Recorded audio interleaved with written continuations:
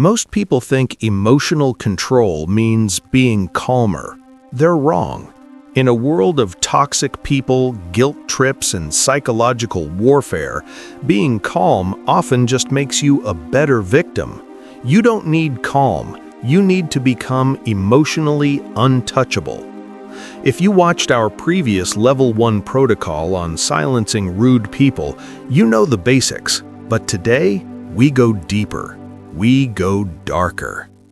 In this video, you will learn 7 advanced, dark Stoic responses that cripple disrespect without saying much. These are not distinct from your nature. They are a fortress for it. Not theory, tools. You will walk away with a protocol for how to respond when someone tries to break you. Stay to the end because response number 7 is the one that quietly makes manipulators give up on you completely. Disrespect is not an accident. It is a test. When a coworker undermines you or a family member gaslights you, they are testing your walls to see if they can breach them. If you react with anger, you fail. If you react with sadness, you fail. Both reactions tell the aggressor they have access to the control panel of your mind. The Stoics, Marcus Aurelius, Seneca, Epictetus, understood that the only true power is the ability to choose your response. But today, we are taking this a step further. We are not just ignoring them, we are dismantling them. We are using what I call dark clinical stoicism. This is surgical, it is cold, and it establishes high status instantly. Here is the protocol. Secret 1. The pause of judgment. What it is: the deliberate insertion of time between a stimulus and your response. It is the refusal to accept an insult as a fact immediately. Epictetus warned us not to be swept away by the vividness of an impression. This is how you operationalize that warning. Why it's dark. Most people are slaves to their impulses. Someone yells, they yell back. It is a reflex. By pausing, you disrupt the rhythm of the interaction. You break the social contract that says, I speak, you answer. This silence creates an uncomfortable vacuum. The aggressor feels this void and feels compelled to fill it, often leading them to expose their own insecurity or backtrack. It signals to everyone in the room that their words do not carry enough weight to move you instantly. It turns their attack into a waiting game they are destined to lose. How to apply. When someone disrespects you, perhaps a snide remark about your appearance or work, do nothing for 3 full seconds. Count them. 1, 2, 3. Look at them. Do not frown, do not smile, just observe. Then, deliver this phrase with 0 emotion. I am surprised you felt comfortable saying that to me. Example: a coworker makes a joke about your performance in a meeting.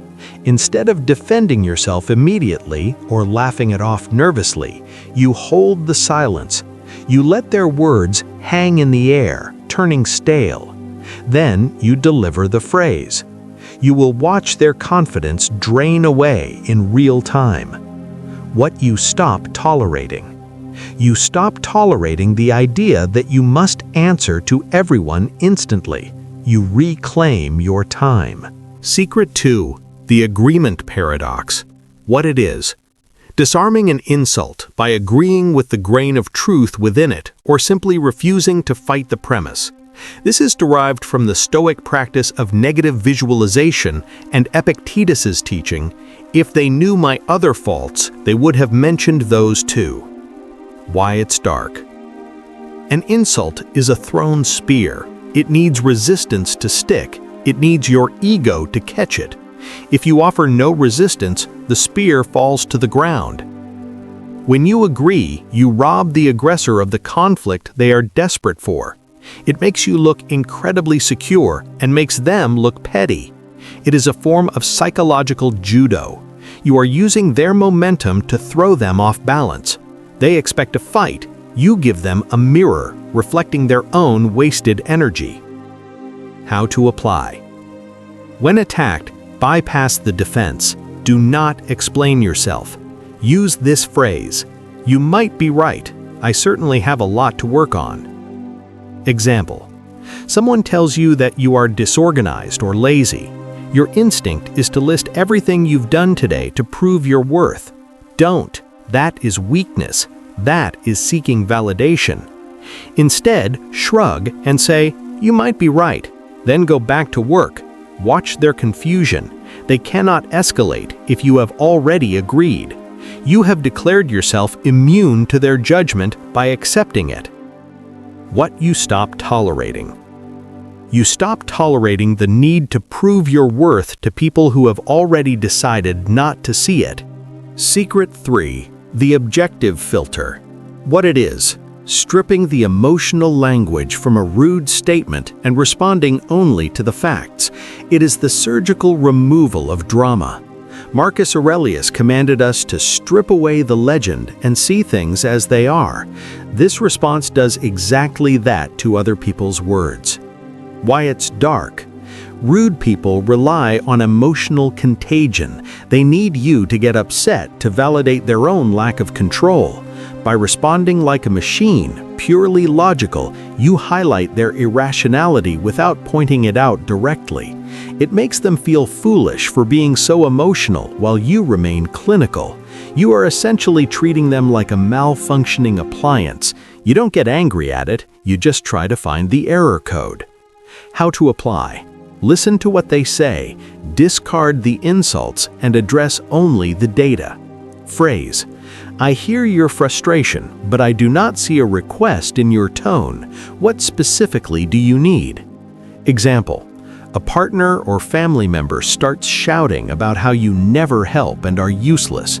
You do not engage with the word useless. You do not defend your history of helping. You ask, is there a specific task you need help with right now? You force them to convert their emotion into logic. This is incredibly difficult for a manipulator to do. They will either calm down to answer or they will storm off. Either way, you win. What you stop tolerating. You stop tolerating being an emotional dumpster for other people's inability to regulate themselves. Secret 4. The mirror of shame. What it is. Using a question to force the aggressor to explain their rudeness. It places the spotlight back on their behavior, requiring them to justify the unjustifiable. It utilizes the Socratic method to expose ignorance or malice. Why it's dark. Rudeness often relies on speed and implication. It relies on the joke that isn't really a joke. When you slow it down and ask for a definition, the rude comment falls apart. You are forcing them to say the quiet part out loud. Most bullies are cowards. They crumble when asked to explain their malice. You are peeling back the layer of social nicety they are hiding behind to reveal the ugliness underneath. How to apply. Feign confusion. Act as if you genuinely didn't understand why they would say such a thing. Phrase: that sounded rude. Did you intend for it to sound that way? Example: an acquaintance makes a joke at your expense in a group setting. Everyone laughs nervously. You do not laugh. You look them in the eye, deadpan, and ask, I don't get the joke. Can you explain why that is funny? Now they have to explain the insult. Well, I just meant. As they stumble, the humor evaporates. The power shifts entirely to you. You have turned the crowd against them without raising your voice. What you stop tolerating.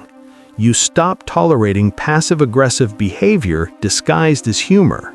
Secret 5. The value audit. What it is. The internal realization that the opinion of the disrespectful person is worthless. It is based on the Stoic principle that we should only value the opinions of the wise. If a person lacks character, their judgment of you is mathematically irrelevant. Why it's dark. It is a form of intellectual arrogance, but a necessary one. It is the cold assessment that the person speaking to you lacks the character, wisdom, or standing to impact your self-esteem. It is looking at a person and realizing they are a child in an adult's body. When a madman shouts at the sky does not get offended. You become the sky. How to apply? This is an internal shift that manifests externally. When they speak, look at them with mild curiosity, as if observing a barking dog behind a fence. Phrase, to yourself, their opinion is none of my business. Phrase to them, I will take that into consideration. Say this with a tone that implies you absolutely will not take it into consideration. Example: a boss who is known for being toxic criticizes your character rather than your work. You realize this person is miserable and their personal life is in shambles. Their judgment is flawed. You say, I will take that into consideration, and mentally discard the conversation immediately. You do not carry it home. What you stop tolerating. You stop tolerating the external validation trap. You become the sole arbiter of your worth. Secret 6. The dignity wall. What it is: the physical removal of your presence. It is the ultimate assertion that access to you is a privilege, not a right. Seneca reminded us that while people are frugal with their money, they are wasteful with their time. Do not waste your time on those who abuse it. Why it's dark. We are taught that leaving is quitting or losing.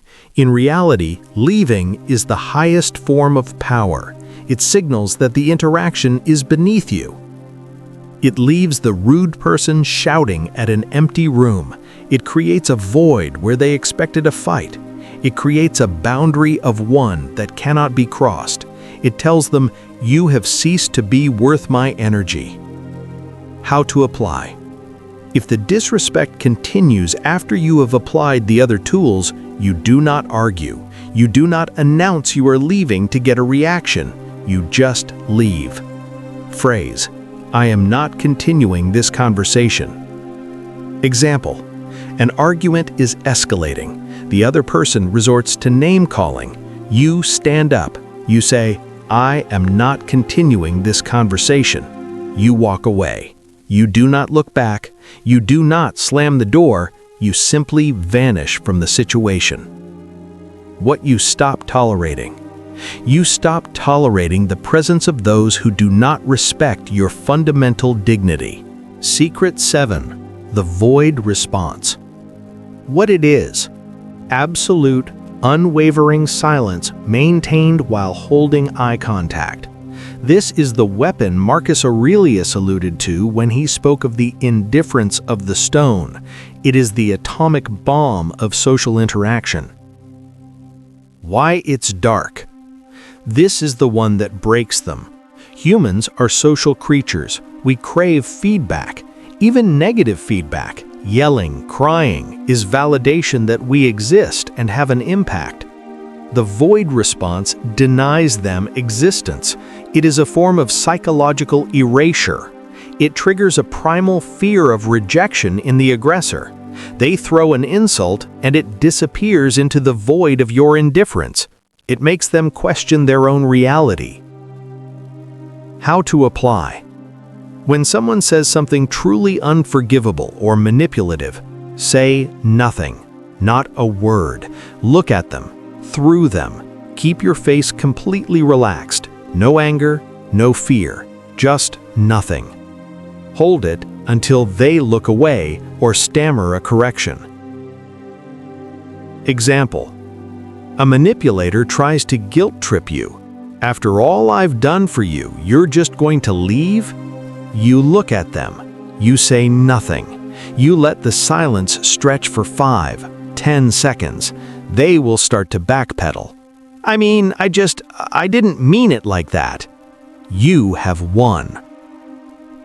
What you stop tolerating. You stop tolerating the game itself. You flip the board. Quick recap. You do not defend. You do not explain. You use the pause, the agreement, the question, and finally, the void. If you want more dark, practical Stoic tools like this, subscribe to The Stoic Way and tell me in the comments, which secret are you going to deploy first and on who?